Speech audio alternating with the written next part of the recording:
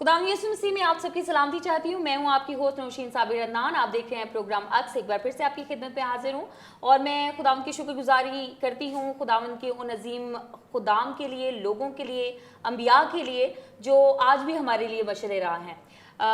मैं अब्राहम के बारे में पढ़ते हुए एक चीज़ जो देख रही थी, उसको ईमानदारों का बाप कहा गया है और उसकी एक ख़ास वजह जो है वो बहुत सारी वजूहात में से एक बात जो मैं इस वक्त में महसूस करती हूँ कि जब उससे ये वादा किया गया कि उसको एक बेटा बख्शा जाएगा, तब से लेकर इस वादे की तकमील में करीबन 25 साल का अरसा लगा।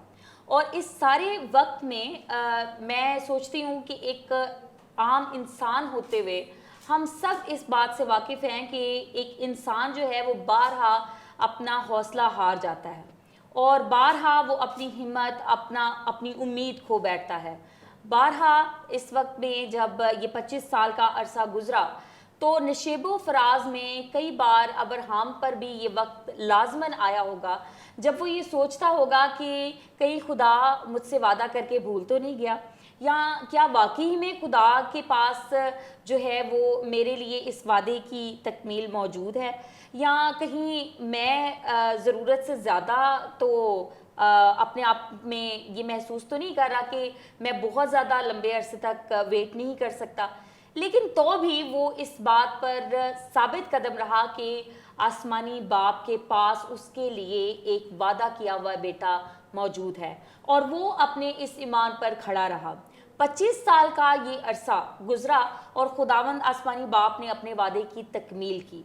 अब्राहम को इसहाक की सूरत में वादा किया हुआ फर्जंद बख्शा गया और कलाम मुकद्दस में मरकूम है कि जो इसहाक है वो करीबन 8 साल का था जब खुदावंद आसमानी बाप ने अब्राहम से कहा कि तू इस बेटे को मोरा के मकाम पर ले जा और इसको मेरे लिए कुर्बान कर दे। 25 साल तक जिस बेटे का उसने इंतज़ार किया, जिस वादे की तकमील का उसने इंतज़ार किया, और फिर 8 साल तक जब वो अपनी ज़ईफ़ उम्री में इस बेटे की देखभाल कर रहा था, तो हर रात और हर दिन को अगर हम काउंट करें या उसका मुआवजा करें, एक बूढ़े शख्स, एक बूढ़ी औरत के लिए एक छोटे से बच्चे को पालना, उसके लिए रातों को जागना या उसके लिए सारी चीज़ों को मैनेज करना, ये बहुत मुश्किल दौर था। 8 साल के बाद जब खुदावंद ने उससे ये फरमाया कि इसको मेरे लिए कुर्बान कर दे, तो भी अब्राहम अपने ईमान पे कायम रहा और उसने अपने बेटे इसहाक के साथ मोरा के मकाम पर जाने का फैसला किया। और फिर वो छुरी उठा चुका था जब खुदावंद आसमानी बाप ने आसमान से एक बर्रा उसके लिए मुहैया किया, क्योंकि वो यहोवा यरी है। आज हम भी अपनी ज़िंदगियों में बारहा ऐसे मौके, ऐसी मुश्किलात, ऐसे नशेब फराज देखते हैं जहाँ पे हम भी ये सोच में चले जाते हैं कि शायद खुदावंद भूल चुका है, शायद खुदावंद को हम याद नहीं हैं, शायद खुदावंद मेरी मुश्किलात नहीं देख रहा। लेकिन याद रखिए, अब्राहम की तरह अपने ईमान पे खड़े रहिए, क्योंकि खुदावंद के पास जैसे अब्राहम के लिए फर्जंद मौजूद था, वैसे ही आपकी ज़रूरत का सामान उसके पास मौजूद है। वो यहोवा यरी है, वक्त पे मुहैया करने वाला है। आज हमारे दरमियान एक ऐसी शख्सियत मौजूद हैं जिन्होंने अपने ईमान पर कायम रह के, साबित कदम रह के खुदावंद से एक नहीं बारहा खुदावंद के फजल, उसकी बख्शें, उसकी नेमतें, उसकी बरकतें हासिल की हैं। ये किस तरह से मुमकिन हुआ, क्या स्टोरी है, ये सब कुछ जानेंगे एक छोटे से ब्रेक के बाद। कहीं मत जाइएगा, हमारे साथ रहिएगा। Will be right back after a short break.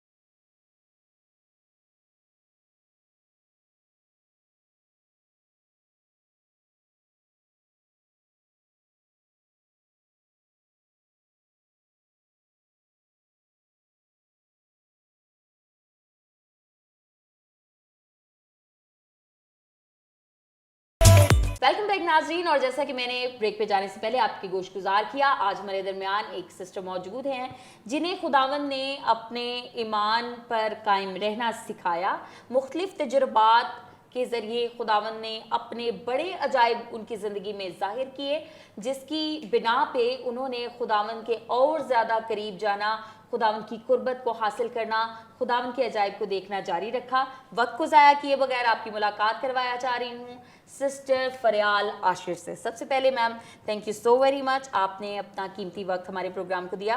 Welcome to the show. Thank you.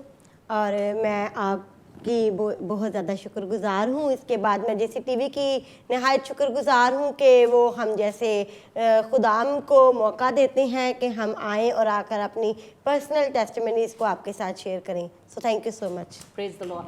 Thank you so very much. सबसे पहले तो मैं आपसे ये जानना चाहूँगी, देखिए अभी मैं अब्राहम की शख्सियत में आपको फील करती हूँ कि हम बहुत छोटे लेकिन ईमान बहुत बड़ा है, और फिर ईमान ही के तवज्जुह से खुदावंद आज भी ज़िंदगियों में काम जारी और सारी रखता है।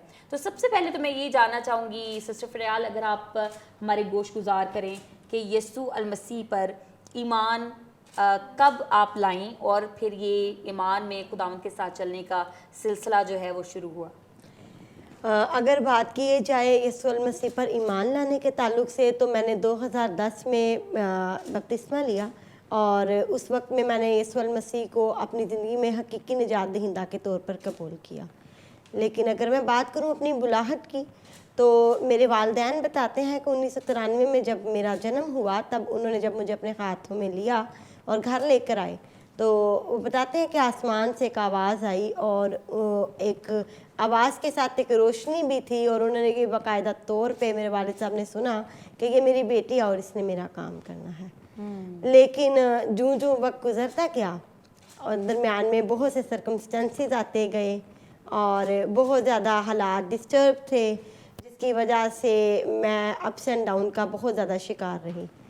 और इसके साथ साथ मेरी ज़िंदगी में इस तरह की कड़वाहटें बढ़ती जा रही थी, क्योंकि मामा और पापा के जो हैं हालात जो हैं वो नासाजगार थे, सेपरेशन तक नौबत आ जाती थी, और उन्हीं हालात में मैंने परवरिश पाई। और इसके साथ साथ मेरा खुदा के साथ मेरा ताल्लुक़ जो है वो बहाल होता होता टूट जाता, बहाल होता फिर टूट जाता, और मैं आहिस्ता आहिस्ता खुदा से दूर होती जा रही थी।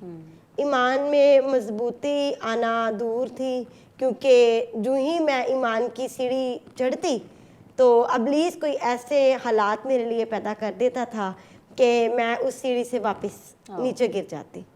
तो आहिस्ता आहिस्ता जब 13 साल की उम्र को हम पहुँचे, तो देखा ये कि माँ बाप की आपस में नहीं बन रही, तो मजबूरन ऐसा करना पड़ा हमें कि हालात इस तरह के पैदा हुए कि मेरे वालिद साहब ने मेरी वालदा के ऊपर जानलेवा हमला किया और हमें रात के अंधेरे में भागना पड़ा। और जब हम वहाँ से भागे तो मैंने उस वक्त में ये तहैया किया कि मैंने खुदा के साथ जो है ना वो कोई लिंक नहीं रखना, कि कोई खुदा नहीं है। और हालात इस तरह के मेरी ज़िंदगी में बन चुके थे कि मैं समझती थी कि खुदा है ही नहीं। और मुझे अपने वालिद साहब के साथ भी मेरा कोई इतना अच्छा लिंक नहीं रहा, और मैं उनको इतना को ख़ास पसंद भी नहीं करती थी। लेकिन आहिस्ता आहिस्ता जब 14 साल की उम्र को हम पहुँचे, तो बहुत से लोगों ने पूछना आपके वालिद क्या करते हैं, स्कूल में जाना, पेरेंट्स टीचर मीटिंग में जाना, तो लोगों ने पूछना कि बच्चों ने पूछना आपके पापा क्या करते हैं, तो मैं स्पीचलेस रहती थी कि मैं इनको क्या बताऊं कि मेरे वालिद साहब क्या करते हैं। तो मैं यही जवाब देती थी सिंपल कि वो नहीं है। तो आई रिमेम्बर कि 2014 के लगभग मैंने एक मैसेज सुना था डॉक्टर विल पेंटीन के थ्रू कि बाप जो है वो सिर्फ जिस्मानी नहीं होता, वो आसमानी भी है। तो 2010 में मैंने बपतिस्मा तो लिया और यीशु मसीह को अपना हकीकी निजात दहिंदा तो कबूल किया, लेकिन समटाइम्स हमारे दिल में हिडन हर्ट्स होती हैं। बिल्कुल। और वो हमें नहीं पता होता कि हमारे अंदर जो है वो हर्ट्स हैं, वो हमें किस हद तक जो है वो खोखला कर रही हैं। तो खिदमत तो जारी थी, बच्चों में खुदा काम ले रहा था, काम कर रहे थे, प्रीचिंग कर रहे थे, लेकिन वो हिडन हर्ट्स कहीं ना कहीं डिस्टर्ब करते थे, और वो एक माफ़ी मांगने का और माफ़ ना करने का जो एलिमेंट था वो मौजूद नहीं था। तो जब मैंने ये मैसेज सुना आसमानी बाप के ताल्लुक से, तो मैंने उस वक्त में ये खुदा के साथ वादा किया कि खुदावंद, मैं इन हर्ट्स को लेके, ये सारे बोझ को लेके मैं नहीं चलूँगी। तुझे मैंने हकीकी निजात दी, तेरे बेटे को मैंने कबूल किया, लेकिन आज मैं तुझे हकीकी बाप कबूल करती हूँ। Praise the Lord, praise the Lord. तो मैंने उस वक्त में खुदा को एज अ फादर जो है वो अपनी ज़िंदगी में रिसीव किया, और उसके बाद जो है वो अभी तक वो एज अ बाप जो है वो किरदार अदा कर रहा है मेरी ज़िंदगी। Wonderful, wonderful. अच्छा, इतनी साफ गोई से और इतनी ज़बरदस्त, जो कि कई बार बड़ा मुश्किल होता है शेयर करना, बट आपने ये गवाही हम तक पहुंचाई, मैं आपकी शुक्रगुजार हूँ। और बहुत सारी हम अपने इर्द गिर्द ऐसी ज़िंदगियाँ देखते हैं जो कहीं ना कहीं हर्ट्स लिए हुए सारे काम जारी रखते हैं, लेकिन क्योंकि वो आसमान के खुलने का जो एक तरीका है उसमें इन हर्ट्स का साफ होना, माफ़ करना, माफ़ी मांगना, ये नहायत ज़रूरी है। ये अमल नहायत ज़रूरी है अगर हम खुदावंद के साथ आगे बढ़ना चाहते हैं। सो उसके बाद खुदावंद ने क्या ये पॉसिबल किया कि आप अपने ज़मीनी बाप के साथ भी दोबारा से रिश्ता जो है वो बहाल कर सकें? जी, मैं चाह रही थी कि मैं इस बारे में बात करती, क्योंकि उस वक्त में जो हमने एक आयत अपनी ज़िंदगी में ली वो ये थी कि जब मेरे दिल में फ़िक्रों की कसरत होती है तब तेरी तसल्ली मुझे शाद करती है। तो जब मैंने अपने दिल में शादमानी को रिसीव किया कि ज़मीनी बाप होना हमारे लिए बहुत बड़ी ब्लेसिंग है, ज़मीनी बाप का हमारे सर पे होना ब्लेसिंग है, लेकिन उससे बढ़कर एक ब्लेसिंग हमारे पास है, और वो है हमारे आसमानी बाप का हमारे लिए होना। तो आसमानी बाप ने हमें एक अपने बेटे के ज़रिए से बात सिखाई कि जिस तरह मैं तुम्हारे कर्ज तुम्हें माफ़ करता हूँ, तुम भी अपने कसूरवारों को माफ़ करो। तो मैंने इस चीज़ को अपनी लीडर के ज़रिए से सीखा, और आहिस्ता आहिस्ता मैं स्टेप बाय स्टेप इस सीढ़ी पे चढ़ी। और जब मैंने अपनी लीडर के ज़रिए से इस चीज़ को सीखा कि आपके वालिदैन के जो भी आपस में रवैये या इख्तलाफात हैं वो अपनी जगह, लेकिन वो आपके फादर हैं, तो उस वक्त में मैंने हकीकी तौर पर इस चीज़ को अपने दिल में रिसीव किया। और आज मैं एलानिया तौर पे फ़ख्र के साथ मसीह में जो फ़ख्र मैंने पाया वो मैं कहती हूँ कि आज मैं अपने वालिद साहब के लिए रूटीन में दुआ भी करती हूँ, और मैंने उनको माफ़ किया है, और मैं हमेशा ये दुआ करती हूँ कि जहाँ भी रहें तंदुरुस्त और तवाना रहें। Praise the Lord. अच्छा फरियाल, ये बड़ी खूबसूरत एक बात है, और मैं आपको और ज़्यादा संजीदा नहीं करना चाहती, लेकिन ये एक संजीदा लेकिन बहुत ख़ास चीज़ है। बारहा हम अपने इर्द गिर्द आजकल ज़्यादातर ये देखने को मिलता है, मेरा ख्याल पास्ट में भी ऐसा ही रहा है कि वालिद के साथ या वालदा के साथ कुछ क्लैश और वो चलता जा रहा है। लेकिन जैसे आपने बड़ी दिलेरी के साथ इस चीज़ का इकरार किया कि आपने अभी फिर उनको माफ़ किया, उनसे माफ़ी चाही, उनके साथ रिश्ता बहाल किया, तो मैं ये भी जानना चाहूँगी, आप ज़रूर ये भी बताइए, क्या अपने फादर के साथ दोबारा से रिश्ते में बहाली के बाद वो जो उससे पहले के हालात थे और अब के हालात हैं उसमें कुछ फ़र्क लगता है ज़िंदगी? जी बिल्कुल। जब पहले हमारी सेपरेशन थी और हम मम्मा के साथ रहते थे, तो उस वक्त में पापा के साथ इतना घुलना मिलना या उस हिसाब से बात करना, कभी जब सेपरेशन इनकी दोबारा ख़त्म होती थी तो वो रवाबित बहाल नहीं हो पाते थे। लेकिन जब मैंने उनको दिल से माफ़ किया और उनके साथ मोहब्बत भरा रवैया अपना इजहार किया कि पापा जो भी है लेकिन आप बाप हैं मेरे, तो उन्होंने फिर बड़ी खूबसूरती के साथ इस बात को कबूल भी किया। और ना सिर्फ इस बात को कबूल किया बल्कि मैं वाहिद अपने घर में बेटी हूँ, बच्ची हूँ, जिसकी शादी के सारे इंतज़ामात उन्होंने अपने हाथों से किए और बड़ी खुशी के साथ हर चीज़ उन्होंने खुद मैनेज की। और ये मेरे लिए एक बड़ा मौजज़ा है कि ना सिर्फ उन्होंने मुझे खुद कबूल किया बल्कि मेरे शोहर को एज अ बेटा लेते हैं। Praise God. सो इस तरह से मतलब आसमान खुलना, आसमान से नेमतें जारी होना, बरकतें रिसीव करना आसमानी बाप से, उसके लिए आपका अपने वालिदैन के साथ जो मोहब्बत है, जो उनका ऑनर है, वो उनको देना ये नहायत ज़रूरी है। सो थैंक यू वेरी मच। ये एक मुकाशफा है जो आपने खोला और मेरा ईमान है कि यहाँ हमारी टीवी स्क्रीन के सामने बैठी हुई बहुत सारी बेटियों के लिए, बहनों के लिए ये मुकाशफा आज इसीलिए खोला जा रहा है कि अगर कहीं ना कहीं माँ या बाप के साथ ऑनरशिप में, उनकी मोहब्बत में, उनकी इज़्ज़त में कुछ कमी है तो हम ज़रूर इसको बहाली की तरफ लेके आएँ। So thank you very much once again. अच्छा, अब अगर हम बात करें, आप बाय प्रोफेशन आप एक टीचर भी हैं जी। और फिर आप एक इवेंजलिस्ट भी हैं और इसके साथ साथ आप एक शायरा भी हैं और आप इसके साथ साथ एक संडे स्कूल टीचर भी हैं। आप बहनों को जो है वो मोटिवेट करती हैं, मोटिवेशनल स्पीकर भी हैं। सो खुदावंद ने उसके बाद मुमकिन किया कि आपकी शादी हुई और अभी आप एक बड़ी खूबसूरत ख़ानदान का हिस्सा हैं। तो मैं ये जानना चाहती हूँ कि क्या ये सारी चीज़ें जो आप कर रही हैं, इसमें इन सारी चीज़ों को अंजाम देते हुए कभी थकावट महसूस हुई या आपने कभी सोचा कि भाई ਇਹਦੇ ਨਾਲ तो चंगा है सारा कुछ छड़ी तो बस टीचिंग कर लीजिए चुप करके या कुछ ऐसी डिस्करेजमेंट्स थी जिसमें आपने कभी किसी वक्त में इसको खैर बात कहना चाहा लेकिन खुदावंद ने मदाखलत की और फिर आपको जोड़े रखा अपने नाम से? ये ज़्यादा दूर नहीं मैं जाऊंगी। कुछ दिन पहले की बात है कि मैं अपने हस्बैंड के साथ शेयर कर रही थी कि मैं थक गई हूँ बहुत ज़्यादा और अपनी टीचिंग लाइफ से भी मैं बहुत ज़्यादा थक गई थी क्योंकि 10 इयर्स मेरा एक्सपीरियंस रहा टीचिंग फील्ड में और मैंने बहुत छोटी उम्र से शुरू कर दिया था और बाद मैं थक जाती थी और क्योंकि अकेले सरवाइव करना, स्ट्रगल करना, तो सोचती थी कि मेरे वालिद नहीं है, मेरे भाई नहीं है, गिरना फिर उठना फिर हिम्मत पकड़ना, खुदा का कलाम हर वक्त तकवीयत देता रहता था कि नहीं मेरी बेटी तूने चलना है, तूने बढ़ना है। और मैं अभी भी जिस फील्ड का मैं हिस्सा हूँ, जिस जगह पे मैं काम कर रही हूँ, सर्व कर रही हूँ, वहाँ पर भी चैलेंजेस आते हैं। ज़िंदगी में बहुत से चैलेंजेस हैं लेकिन जो मेरे हस्बैंड हैं उसके अलावा जो मेरे कंसल्टेंट लीडर्स हैं उनके साथ भी जब मैं बात करती हूँ तो वो मुझे मोटिवेट करते हैं कि wait and watch for the God's plan. तो वो मुझे हमेशा यही मोटिवेशन मिलती है कि खुदा के कलाम के ज़रिए से भी कि खामोश हो जाओ और खुदा की नजात के काम देखो।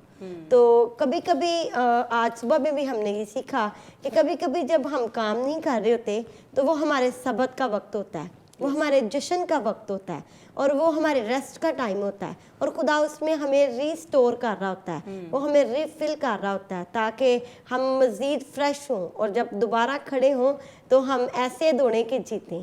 तो ये चीज़ें जो है मुझे शादमान करती हैं और ताज़ा करती हैं। Praise the Lord, praise the Lord. और अगर हम बात करें थोड़ी देर के लिए अपनी आपकी पर्सनल लाइफ की तरफ आते हैं, तो जैसे आपने कहा कि आप एक ब्रोकन फैमिली से खुदावंद ने आपको चुना और फिर उसके बाद आप ही के वसीले से इस फैमिली को दोबारा से रिस्टोर भी किया। तो जब आप अपनी फैमिली में अभी आई हैं और आपका अपना एक ख़ानदान शुरू हुआ, इसमें मुख्तलिफ जो ज़िम्मेदारियाँ हैं, इसमें खुदावंद आपको किस तरह से नए तौर पे सिखा रहा है? क्या हस्बैंड भी इसमें आपको सपोर्ट करते हैं खुदावंद की आवाज़ को सुनने में या आप हस्बैंड को सपोर्ट करती हैं? खुदावंद का शुक्र हो इस बात के लिए कि जिस ख़ानदान का भी मैं हिस्सा बनी हूँ, खुदा ने उस ख़ानदान में मुझे बड़ी इज़्ज़त बख्शी है और इस बात के लिए भी मैं खुदा की नहायत शुक्रगुजार हूँ कि जो कमियाँ शायद मैंने अपने माजी में महसूस की, खुदा ने उसे मेरे शोहर की सूरत में पूरा किया और मुझे शुक्रगुजारी का एक और मौका मिला। और मैं हर गुजरे दिन के साथ आने वाले दिन की शुक्रगुजारी पहले से कर लेती हूँ क्योंकि खुदा हर रोज़ मुझे नई खुशियाँ देता। और इस बात के लिए शुक्रगुजारी कि अगर मैं खिदमत में हूँ तो मेरे हस्बैंड भी खिदमत में है और वो भी इवेंजलिस्ट हैं, तो हम मिलके खुदा की खिदमत का काम करते हैं। खुदावंद का शुक्र है, आपसे बात करके बहुत अच्छा लग रहा है, तसल्ली मिल रही है, बरकत मिल रही है। लेकिन वक्त हुआ चाह रहा है हमारे अगले सेगमेंट का। टीवी स्क्रीन के सामने बैठी हुई बहनों के लिए आज खुदावंद ने आपके दिल में क्या थॉट्स डाले हैं, ज़रूर शेयर कीजिएगा।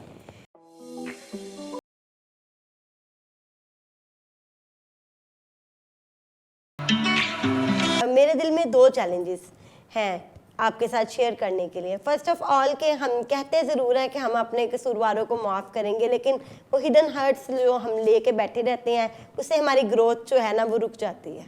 बिल्कुल ऐसे ही जैसे एक बड़ा दरख्त होता है और उसके नीचे छोटा दरख्त होता है, तो बड़ा दरख्त जब तक हटता नहीं तब तक छोटे दरख्त तक वो रोशनी और वो खुराक नहीं पहुँच पाती। तो खुदा के कलाम में एक बात लिखी है, मुक़द्दस ज़बूर जो एक पहला ज़बूर है उसकी 3री आयत में लिखा है कि तो वो उस दरख्त की मानिद होगा जो पानी की नदियों के पास लगाया गया है, जो अपने वक्त पर फलता है, फूलता है, जिसका पत्ता भी नहीं मुरझाता। सो जो कुछ वो करे बार होगा। सो हमें खुदा के प्लान्स का वेट करना है और अपनी ज़िंदगी में हर तरह की नेगेटिविटी को दूर करना है, ताकि हम खुदा के उस मंसूबे को अपनी ज़िंदगी में रिसीव कर सकें, क्योंकि वो हमारे लिए हमेशा भलाई के मंसूबे रखता है। सो हम ज़रूर दूसरों को माफ़ करें, ताकि आसमानी बाप हमारे लिए जो है वो और ज़्यादा नशोनुमा का काम कर सके। Thank you. आमीन आमीन। Thank you very much once again sister Fariyal. और बहुत खूबसूरत बातें रही, हमारे लिए बाइसे बरकत रही। Thank you so very much. आपका भी शुक्रिया जो हमारे प्रोग्राम को देखते हैं और यकीनन आप इससे बरकत भी पाते हैं। खुदावंद करे कि मैं और आप भी हमेशा इसी तरह से खुदावंद में बारवर हों, फलते फूलते रहें, बढ़ते रहें, तरक्की करते रहें और अपने कर्जदारों को माफ़ भी करते रहें। वक्त है आपसे अलविदा चाहने का। अगले हफ्ते फिर मुलाकात होगी एक नए मेहमान, नई दास्तान, नए प्रोग्राम के साथ। तब तक के लिए अपना बहुत सारा ख्याल रखिए, खुश रहिए और खुश रखिए। God bless you. खुदा हाफिज़।